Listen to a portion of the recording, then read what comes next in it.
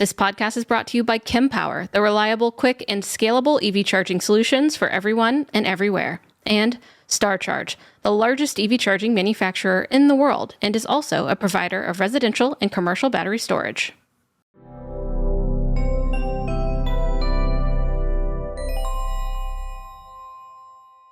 Hello, everybody, and welcome back to the Out of Spec podcast. It is so great to have you here today. I'm your host, Francie, and thanks for plugging in with me and Kyle, who we have here joining us.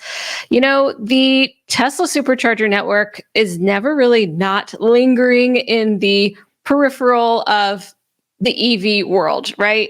And also a lot of news recently about how it will open up to other electric vehicles as the standard J3400 or the North American Charging Standard is integrated into new EVs or adapters come on the market.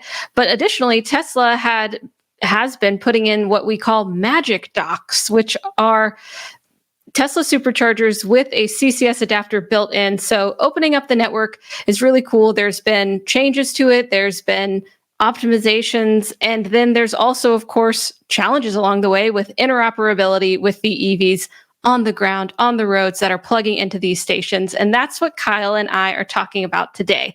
So Kyle, one thing that you also won't stop talking about is how much you love your e-Golf.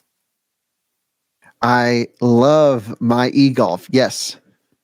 Yeah, you love your e-Golf. Also, Colton recently wrapped it. It was, this $3,000 inexpensive, really well-ridden, but not necessarily well-loved EV. Yeah, trashed. Absolutely trashed. And you have driven it around a little bit. And maybe, is that where we'll start with your e-Golf? Maybe we can even back up a little bit higher level. I definitely want to start with the e-Golf, but I want to talk about Magic Dock. To start, which is how we've been interfacing the vehicles. Of course, at least at the time of this recording, it's going to happen soon. There's no official adapter to plug into Tesla Superchargers. The only ones that are out there are the, I think, 30 or 32 Tesla Supercharging stations in America that have a built-in, we're talking just North America at the moment, built-in CCS, NACS to CCS adapter called the Magic Dock inside of the dispensers. Mm-hmm. And there's two different versions of these. There's the version 3 supercharger dispenser and the version 4 dispenser. At least out of all the stations that currently have power and are running at the time of this recording, they're all hooked up to the same charging hardware, which are the version 3 cabinets. So you have version 3 cabinets, some with version 3 dispensers, some with version 4 dispensers. Every version 4 dispenser, which is the taller ones with the immersion cooled cables, have Magic Docks built in so far, which is interesting. And those have just recently started to get opened up and unlocked. So I think everyone watching this podcast is familiar with Magic Dock. We've reported on it many times. We've shown it in use. We've used them on our reviews channel and on my personal channel and my dad's channel. We've covered it. The guide channel. Big news this week. A Rivian owner went to a version 4 supercharger. The first one, version 4 dispenser, I should say the proper terminology, with version 3 chargers, and plugged in their Rivian and got 215 kilowatts on a Magic Dock. Look at that. That's full speed of the vehicle. And because the Rivian operates in that 400-ish voltage range, that means it was getting the full 500 amps it needed through the Magic Dock. Big news. So the original thought was, well, cool. All the version 4 dispensers will be 500 amps capable, and all the version 3s will be limited at 350 amps, which is what they always had been up to this point, the Magic Docks. What's really been curious is the cable, the Tesla Supercharger cable, the really thin one, water-cooled. Those can do I've done 720 amps on that thing. I mean, when I plug in a Cybertruck dead, it pumps the juice. But when you go into the adapter, it limited the charging performance again to 350 amps. What was weird about it, though, and that was when you were plugging in any electric car, any public charging with the CCS. But if you were like a nerd like me and you said, okay, I'm going to go use the Magic Dock, but then use a CCS to Tesla adapter on the other side. So I'm going from the supercharger into the NACS to CCS adapter, into another adapter that goes from CCS to NACS, and plugging it into a Tesla. So you have two adapters, basically canceling them out. Then the supercharger would give you full 700 amps right through both adapters. Oh, really? It would trick it into being like, oh, this is a Tesla. No way they're using the Magic Dock. Send full juice. And I've done a few charging sessions like that and nothing blew up yet. So that was cool. All right, a quick break from today's episode to thank our sponsors, Climate XChange, for sponsoring today's video. I am excited to share this basically dream of mine for you to possibly win a fully customized electric vehicle while supporting a nonprofit working on climate policy. This is Climate XChange's 8th raffle, and there's less than a month left to enter, so definitely hop on this. Other online raffles might give you a few vehicle options, but nowhere close to this one. Their grand prize winner can choose any fully customized EV worth up to $112,000. This is the price of a fully loaded Tesla Model X Plaid. So if a car on our show, any of the out of spec channels has caught your eye, now is your chance to drive home in it. Plus, they make the process really easy. They cover all the taxes, they pay for home charging, and they'll work with you to design and order your dream car. Plus, they also have cash prizes, so you can take home possibly $2,000, $3,000, $5,000, or $10,000. Tickets have sold out for the past 3 years, so definitely don't miss out on getting yours right away. No matter what, your purchase is going towards a great cause. Climate XChange is a nonprofit, and they're working very hard to help states pass policies that fight climate change, something that I take very seriously. That's the whole reason they're running this raffle. They know that EVs play a key role in reducing pollution, and the proceeds from this raffle help fund their important work. You can buy tickets at www.carbonraffle.org or just go to the show notes and click the link in the description. Sales end on February 27th, and the winners will be drawn on February 29th. And now, back to the show. Knock on wood. So the reason that we were under the impression that the adapters were limited to 350 amps on Magic Dock was that the nameplate rating of the dispenser is 350 amps. When you look at the actual specs on every supercharger, it shows max current continuous is 350 amps. And so that's what that adapter limited to. But big news this week, they have now unlocked all Magic Docks to 500 amps. So we're all getting big boy, fast charging. There's no CCS vehicle on the road today that requests more than 500 amps. And so it can support all of those up to a voltage range of about 500 volts. The high voltage cars still, even on the version 4 dispenser units, need to use their onboard boosters to step the power up. With that, we've done that topic. I believe it's on Tesla to support every vehicle if they're opening up as a public CPO. And therefore, I hope they retrofit their version 3 chargers to high voltage somehow. But good news on the Magic Dock, don't you think, Francie? Yeah, I think this, if we take it big picture again, we're thinking about how the technology within the EVs, specifically the charging technology, is advancing, how it's going beyond what current infrastructure has been doing, and how are we future-proofing that? How are we getting the best output from these chargers to match the technology within the EVs? So it's a question to Tesla and other charge point operators, public charging networks, to see how they will match the incoming technology from EVs. And of course, it's also a question of how will the melding of the two from the Tesla charging network, letting all of these other EVs onto their network, go. And I think it will be a bit of live and learn along the way. And I think Tesla has, this approach to roll it out to see how it goes. But it's cool to watch this change, because when the first Magic Docks were coming onto the scene, we were just kind of waiting to see what happens. We've already seen, like you said, significant changes in how that technology is working. Pretty cool. I think it's really cool. I think I haven't been able to charge at a Magic Dock yet. There aren't any in my area, but I know that you can go onto PlugShare and filter for Magic Docks and everything. So cool that you have so many in Colorado. Yeah, we have, I think, 5 or 6 stations in Colorado, if I remember correctly, but only one for the Denver Metro. So I'm always hitting the North Glen Magic Dock. And I was actually just there yesterday and could not charge my Kia EV9. Also was there a few weeks ago and could not charge my e-Golf.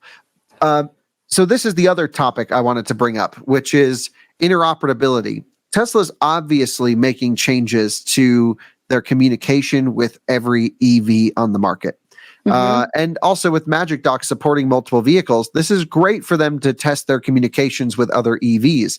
However, Tesla has been an open public network in Europe for 2 years now, year and a half, something like that, where they've had the chance in the European market with a slightly different plug type, but similar communication, to work out a lot of the bugs with the vehicles that are on sale over there. But the US spec cars always have weird anomalies, always have slightly different communications, and we're going to almost have to go through that entire process again.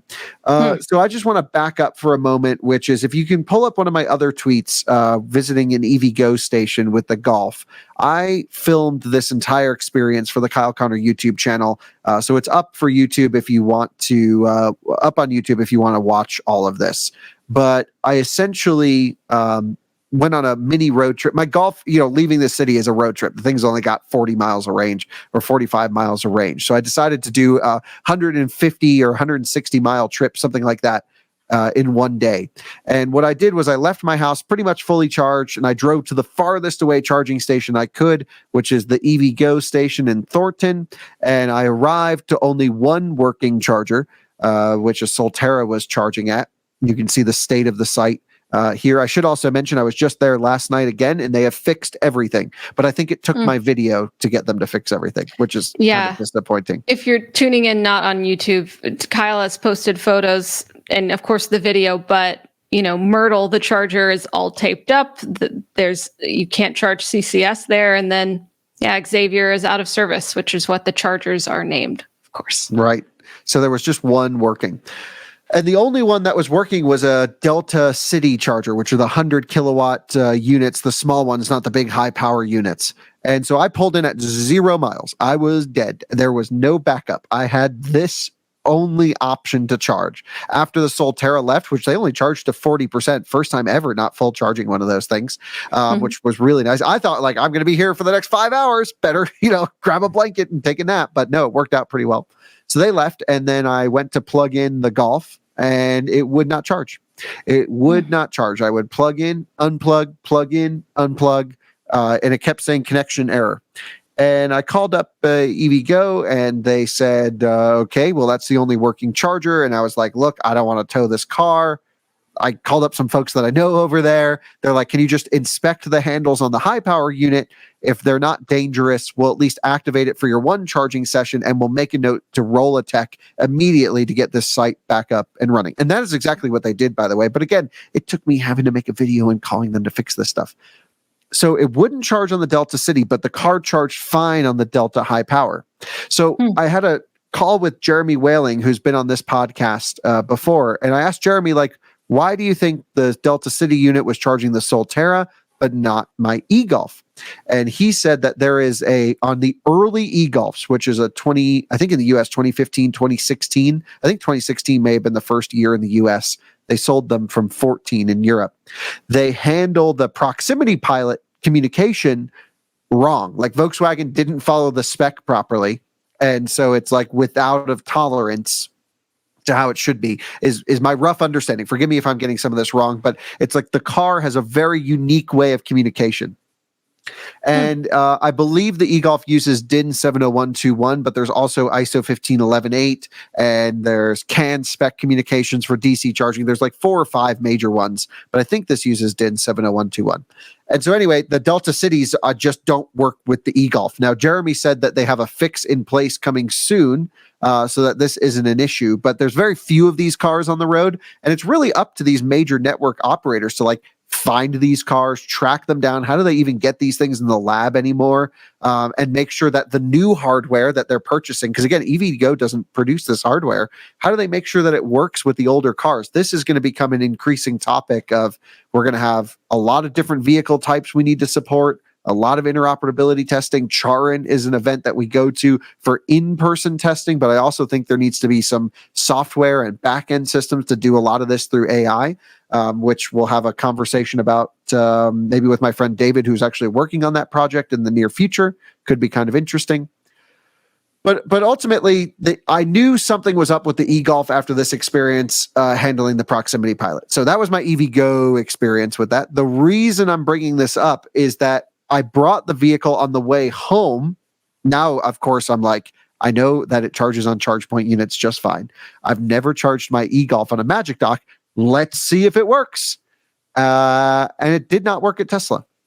And I put it on there. I'm like, how can Tesla not support my e-Golf? Crazy. Oh no. And we have a lot of viewers who drive EVs, and it seems like the 2017 model year and newer e-Golfs charge just fine on superchargers. But again, there's this weird early model that handles the proximity pilot weird, and Tesla does not interoperate with this vehicle, and it does not charge my e-Golf. So what do you think should happen here? Should Volkswagen issue an update to the early cars, which I think it's not confirmed. I can ask Volkswagen, but one of the viewers said they've been trying for years to get Volkswagen to fix this, and they said, no, we're not going to do it. Or should Tesla essentially handle the proper spec differently and then just get the car to charge? We've had an interview with Tomi, who's the CEO of Kempower. He said, do you want to follow the spec perfectly, or do you want to charge cars? And as a CPO, as a hardware provider, you need to make that decision. What should Tesla do in this case, Francie? Well, it's up to, I think, their goals. If they're going to offer equitable charging across the board, then you have to meet the EVs where they are, no matter where they are. And if that means, I think it's probably pretty hard, like you said, to get every model in the lab and testing, because not all of these, you found this e-Golf where, how? It's not necessarily a common EV. So maybe when it comes along, though, to address it, I think that especially, it makes me think about regulation, because a lot of, the reason that they're even putting in the Magic Docks is due to federal regulation for access to CCS charging in order to get funding from the federal government, or perhaps state as well. So I think that that's going to come into play as well. If there's a group of people who are left out of this critical infrastructure access, then that will become a problem for Tesla. So I think that is something to consider as well. So I do think that, I don't know who it would be easier for either. I feel like it might be easier for Tesla in this way than for VW to be able to update e-Golfs.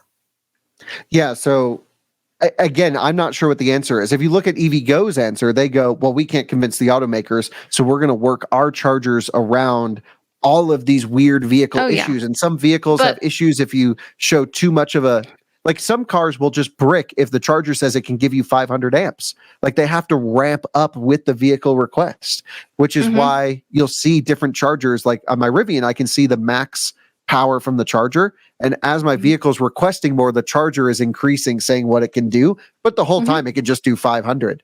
And that bricks some cars if it just says, I can give you everything. EVgo, that's kind of what I'm saying about Tesla's mission. I don't really know if their mission is equitable access on their network, whereas EVgo, that is literally their mission statement, electric for all. And that's why they have CHAdeMO on some of their, chargers still, even that they're putting into the ground new, which, take a problem with that as you will, but there are leafs out there. So, it makes sense that EVgo, from what I know, having worked there even, that they are definitely trying to get everyone to charge on the network as possible. So I think that approach is the right approach, I guess. Yeah, and so that means that you're going against the technical specifications of, or at least their interpretation of the technical specifications that every vehicle should adhere to. And this is why interoperability testing with Charin is so important. But there are those old EVs that are weird, like this e-Golf is a weird one. Yeah. And there's a few others I can't remember that also have some oddities. So that's that's the interesting part. Is you can't really go back in time. Yeah, sure, of course. I can almost excuse Tesla for not being able to charge my e-Golf. It's a little bit of a bummer because it's a very convenient place if I have to go to Denver for me to charge. But that's there's so few of those on the road. What I think is a little bit concerning to me is the interoperability between Hyundai Kia Genesis vehicles and the Supercharger network. Because go ahead, Francie. These are new EVs compared to your e-Golf, right? That's my first concern when you start to say this, is that, are EVs that are coming out on new to the market right now incompatible with Tesla Superchargers when the whole plan is to open that up to new EVs? Right. And I think this is partially why Tesla did the Magic Dock experiment. It's to start getting data on the cars and doing, sort of interoperability testing, but in the public and letting the users be the beta testers, which is a very Tesla thing to do, by the way. And what is really confusing to me in this case is I took an EV9 with the same exact battery that's in our car to the exact same Magic Dock 2 weeks ago. And I charged from below 0% up to like 60%, a big voltage range on the vehicle. And I had no issues, charged just fine. Whereas yesterday, I took our EV9 to the Supercharger and on the same exact software that was on the older car. And I charged, plugged in, it would ramp, and then it would die. And this is very common of Ioniq 5 and Ioniq 6 and some EV6s on the Supercharger network with Magic Docks. When it first opened up, they were also having the ramp up to 50, 60 kilowatts, and then boom, charging failed. And it would consistently show charging failed over and over and over. So to me, it's like, how can the same car roughly work one day and then the next day just completely fail? That definitely doesn't line up. And the thing I'm most shocked about, having pulled up Kyle's tweet here, is that Colton is standing there in a snowstorm with shorts on. It's a Colton move. It's such a Colton move. But no, that is really curious. So one day it worked. You went to the exact same place and it didn't? Right. And with the same battery in the car, same everything.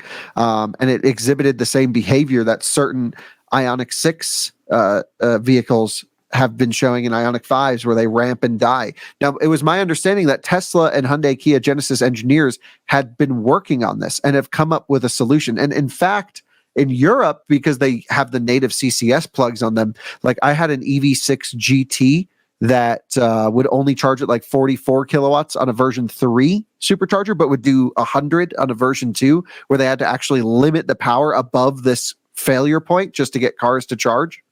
And that, I think, has been resolved. But now here we are in the US in a different market with a vehicle that worked 2 weeks ago. And again, I know Tesla changed their logic because they updated the 350 amp to 500 amp.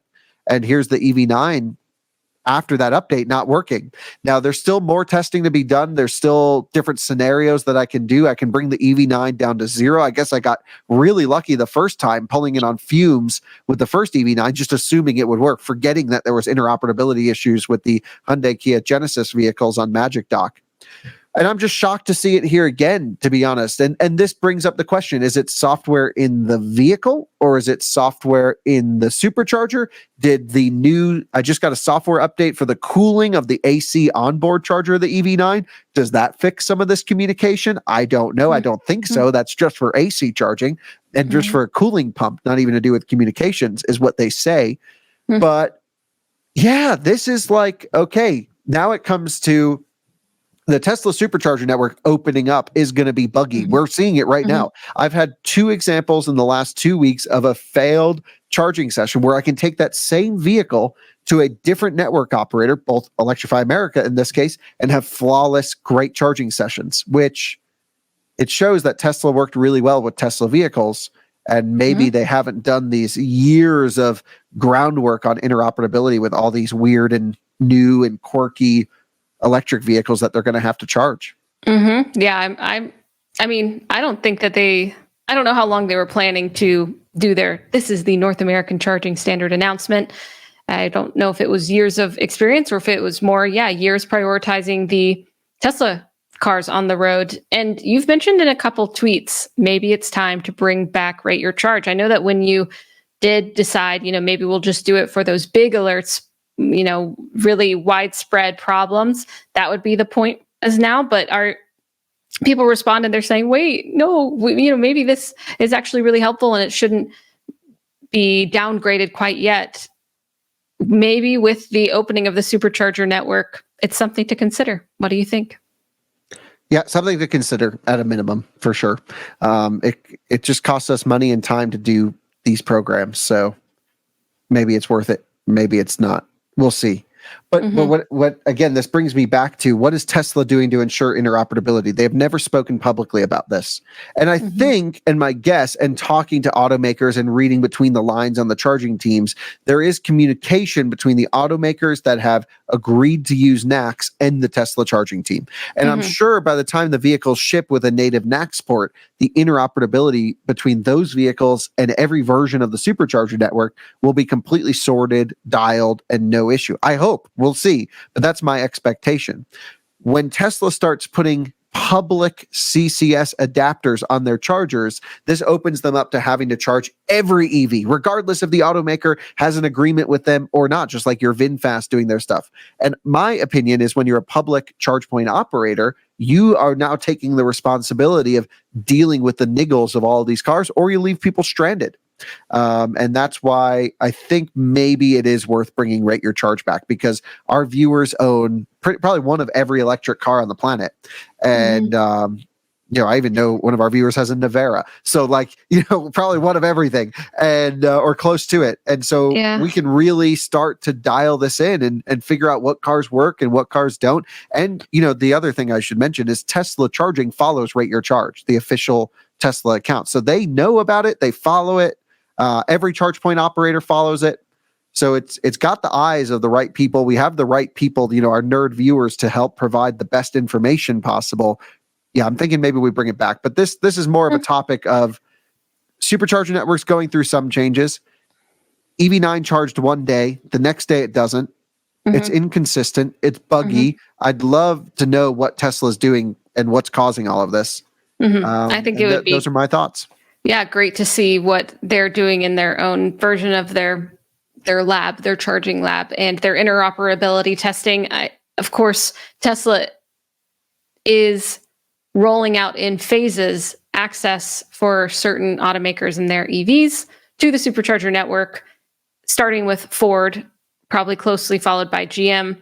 But maybe we'll just monitor how that goes, see how that goes, report on how that goes for Ford owners, and then see how Tesla responds. Of course, we'll just keep watching this.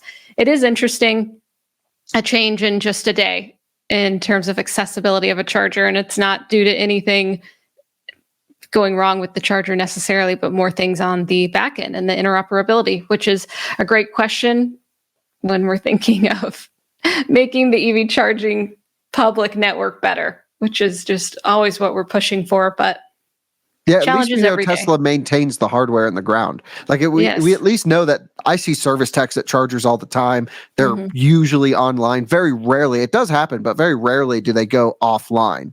But will they actually charge the cars even though the charger's online? I don't know. It still seems like if you want the most reliable charging experience, you buy a Tesla and you charge it on the Tesla network. I think that might still be true. Let us know what you think. Have you also run into this problem at a Magic Dock? Let us know. Would love to hear it. Thanks, Kyle. This is definitely super interesting and will be really interesting to follow along how this all unfolds. Thank you for coming onto the podcast. And thanks everyone for joining us. Hope you have a wonderful rest of your day. And we'll see you next time on the next episode of the Out of Spec podcast. Bye-bye. Bye.